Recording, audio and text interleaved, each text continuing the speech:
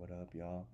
Back again with another episode of Dana White's Contender Series 2020, Week 6. So let's just jump right into it. First match of the day, we got Aliaskhab Khizriev versus Henrique Shiguemoto. So Aliaskhab is 12-0, as you can see. We got Henrique Shiguemoto at 13-3-1. And basically, I just feel like this is a pretty good fight. We got Aliaskhab, who's a southpaw. This dude has nice head kicks, a great ground and pound game. He's a good wrestler. Obviously, he's Russian. It's a given. These Russian dudes are obviously gonna be good wrestlers. At this point, it's a given. Yeah, so he's got nice takedowns. He's done some training at American Top Team. I seen. He's 30 years old. He has fought as low as a lightweight, so he's going to be fighting at 185 for this fight, I believe. He's going against Shiguemoto, who's 13-3, trains out of Japan. And basically what I saw from Henrique Shiguemoto is this dude has powerful leg kicks. He has power in his hands. He's on an 8-fight win streak. Good guillotine. He's finished all of his wins. The 3 he's lost, I believe he's lost by decision. Let me see. That's an interesting picture of him right there, okay. Got the hair dyed and whatnot, what have you. Yeah, so look, he's on like an 8-fight win streak right here. He's won his last ones all via some form of stoppage. Either looks like mostly TKOs and guillotines, but he's got his work cut out for him. I'm telling you, man. I really do think that Aliaskhab is a beast. Overall, he's undefeated, like I said, but he's got good sub defense. He's an overall monster. He has nice timing on his knees. When his opponents come in, obviously nice takedowns, like I said. He's got good head kicks. I seen him when he fought Rusamar Palhares. He knocked him out in like 58 seconds right here. So this dude's a monster, man. If you look at his past opponents' records, 19-8-1, 16-9, 11-6, 3-2, 2-1, 3-1. So he's been mostly fighting at least guys 500 or above. So you like to see that. Obviously, his best win is this guy. Some people think he's a little bit dirty with the leg locks, but holding on to submissions too long. That's why he's not in the UFC anymore, I believe. But yeah, this is gonna be a good fight. I'm definitely gonna go Aliaskhab. I think he's just the better fighter overall. Henrique Shiguemoto has power, but I do think Aliaskhab will be able to weather that and pretty much ground and pound him to a victory, a TKO victory. So going Aliaskhab. Feel pretty confident in that pick.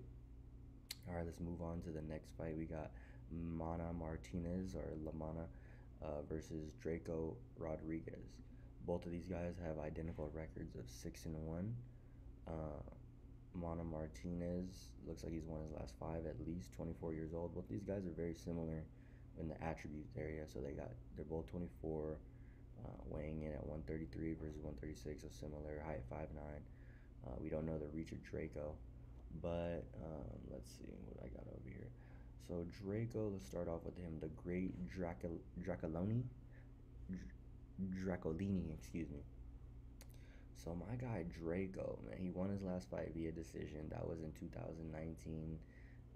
So he hasn't fought in 2020 yet, but obviously he's had a couple canceled bouts before then, but his loss is to Tony Gravely, who's in the UFC right now, so that's not a bad loss. But this dude is a boxer. I watched a little bit of the tape that I could find on this dude. He's a pretty good boxer. He has nice composure in there. This dude has good footwork. You really see him pumping out the jab, and he's got nice power in his hands. I see him knock out this one dude in the second round. I liked what I saw. He looks really composed. Like I said, good footwork for a boxer. He definitely has a boxing base, and he definitely has power in his hands. So I could see him putting up a good fight, standing up. He's also a decent grappler, but I didn't really get to see too much tape on him. Let's go to Martinez, also 6-1. He won his last fight via left hook. That was also in 2019. Looks like in November. This dude, he has good takedown defense. I was able to watch a little bit more tape on him. He has nice striking. He's more of the MMA striking. I feel like he mixes it up a little bit better, whereas Draco is more of like strictly boxing, more of the fundamentals. This dude will throw combinations. He'll transition to some takedown defense. He'll keep going for the finish. My guy has heart. He's a fighter, you know. I seen him losing, getting clowned on a little bit by this one dude who was just trying to get under his skin. And, you know, he's going to keep fighting to the end. And whether he's losing or winning, you know, if you put your money on him, you know, he's gonna at least give it his all and give it his best. He seems like he's the more well-rounded fighter in my opinion. I don't know who has the grappling advantage per se. Um, like I said, he has good takedown defense. He's more of like an opportunistic wrestler or grappler. He's not really looking for it, but you know, if you put yourself in a bad position, he'll try to take you down. I'm gonna go with the fighter that I know has the heart. I'm gonna go with Martinez. I do think that this fight is more of a pick'em. He might be the slight favorite. In my opinion, I think he's a little bit more well-rounded, a little bit better. But I could definitely see if it stays standing, Draco could, you know, win a decision or even put him out potentially. But I like Martinez for this fight. All right, so let's go back to the next fight. We got Phil Hawes versus Khadzhimurat Bestaev. So first thing that I noticed about Khadzhimurat Bestaev, dude's 10-3, but it doesn't say it right here. Oh yeah, it does. He's 6'6". This dude is tall. He's a big, really lanky. What I seen from him was he gets taken down kind of easily. He'll like accept the back and he'll try to throw using his long limbs. He'll try to throw up arm bars. He'll try to throw up a plethora of different submissions. What I didn't like is that he'll try to go for a submission over position like pretty much all the time, so it can put him in some pretty precarious spots. I'm not too much of a fan of that. I mean, obviously you can get a submission, as you see. He's won his last couple fights by submissions, but I mean, against higher level competition, you don't really want to do that because, you know, if you get put in one bad spot against one of these upper level echelon fighters with more skills, you're going to be put in a bad spot. So his opponent, so he's 10-3, and also in the past I've also seen him give up on fights. I've seen him, you know, kind of quit a little bit when the going gets tough. He'll just give up. He'll roll over and he'll just accept defeat in a way. So, you know, this dude has the attributes. He's 6'6", but I don't know. He's going up against his homie, not his homie, excuse me, Phil Haas, Megatron, 7-2, 31 years old. Fighting at 185. So let's take a look at Phil. He looks familiar. I think we've seen him last time. Yes. So he's 7-2 right now. And yeah, I mean, what can I say about Phil Hawes? I would say his striking is decent. It's okay, but he uses it to set up the takedown pretty well. So I like that, how he mixes it up. He has good top control, good transitions. He looks to take the back, but he is prone to getting guillotined when he does go for takedown, so that does concern me a little bit with this matchup, as his opponent does have a couple guillotine wins. He shoots for the double leg frequently. He's pretty relentless out there. Like his whole main thing is wrestling and grappling, so he wants to try to take it to the mat. And I'm pretty sure his opponent Khadzi Murat Bestaev is gonna kind of let it happen, or not let it happen, but Phil Hawes is gonna make it happen. So I'm gonna take Phil Hawes probably by decision. I think he's just the better wrestler, the better grappler, and he'll take top control. And as long as he doesn't get submitted, I think that he should be able to win this fight. I feel pretty confident in Phil Hawes being able to take this one for a W. So yeah, I got Phil Hawes in this one. Alright, next fight. I'm pretty pumped about this fight. Cameron Church versus Sherrod Blackledge. Both these guys are 4-0. Both of these guys are strikers. I was watching the tape on them. I liked what I saw from both of these guys. So we got Cameron Church fighting out of California, 29 years old. His latest weight was 159 pounds. And we got Sherrod Blackledge, 4-0 as well, fighting out of Las Vegas. The tender age of 27, 154 pounds was his last weight, and he's tall. Well, these guys are tall, 5'11" and versus 5'10". So you got to see that. And then let's see. Let's go to Cameron Church first. See what we got on Cameron Church. So 4-0. Beat Alex Sanchez round number 2 rear naked. For that, beat Joel Scott when Yeah, punches. So, dude hasn't lost in his amateur or professional career yet. And, just watching the tape on this dude, he has good pressure, nice low kicks. He likes to attack the body a lot. He'll throw overhand rights. He has good takedown defense and sprawling. He doesn't have the best fight IQ. He'll sacrifice position to go for a sub as well. Remember, I said I'm not personally, I'm not a big fan of that, but you know, it's worked for him so far. But we'll see how it works against better fighters. He has pretty good cardio. He is hittable though.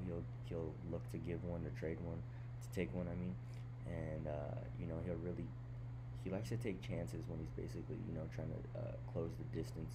So he is definitely hittable. But this dude has a good chin. He has a good heart. He's relentless. He'll keep going. He won't stop. I really like his striking. He likes to trade decent head movement, and he just really puts a pace on. So let's see his opponent. We got Sherrod Blackledge, 4-0 as well. Won his last fight via decision. Before that, DKO, TKO. And so his only loss was a unanimous decision as an amateur. And what I saw from Sherrod was basically he has okay takedown defense. I seen him be able to stop some takedowns from some people, and then other times it was timed right during while he was striking and he was able to get taken down. But the thing is, he doesn't accept bottom position. He's gonna try to fight and get back up because he does want to fight standing. This dude is a technical striker. He's more of a sniper in my opinion, while Cameron Church is more, I wouldn't say volume. He does have power, but I do think Sherrod is more of a sniper, more technique based fighter. He has good sub defense as well, so if he does get taken down, he's able to get out of arm bars. He's able to defend arm bars and other things like that. He likes to fight at striking range, at his range, because like I said, he's a tall fighter. He's 5'11". I think Cameron is 5'10".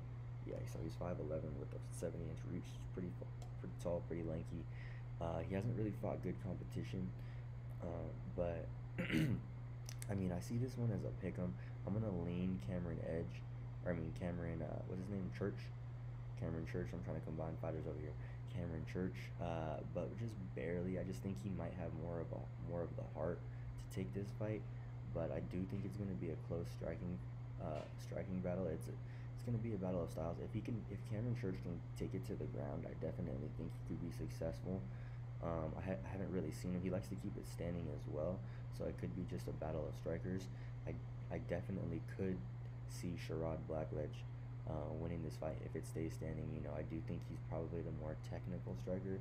He has a little bit of length on him slightly, but I do think Cameron Church is more of a grittier fighter, a little bit, hard nosed, a little bit more a fighter's fighter, so to speak. So not as technical, but a little bit more gritty.